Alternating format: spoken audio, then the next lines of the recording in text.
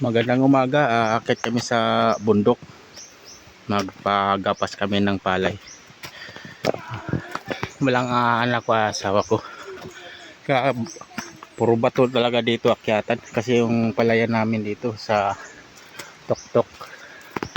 Yung ang asawa ko at anak ko. Yung pamangkin ng asawa ko. Medyo nasanay na din ako akit na baba dito eh. Di tulad dati na hingal ako pag umaakit dito.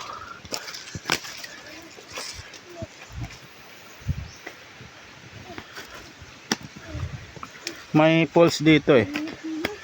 Pakita ko pulse mamaya dito pag madaanan namin. Nandiyan na yata ang pulse. Narinig ko yung hargas ng tubig.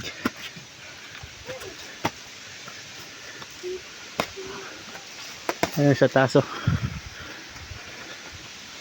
Ayan, may tubig ng bagsa. Ay, maliit lang pala to. Maliit na ano na.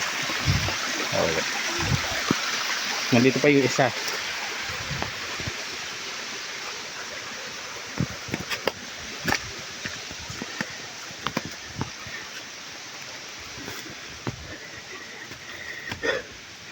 Angat batuhan dito.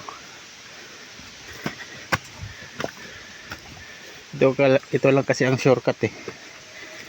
Kasi pag doon dumadaan sa ikot, layo na yon. Dito lang ang shortcut.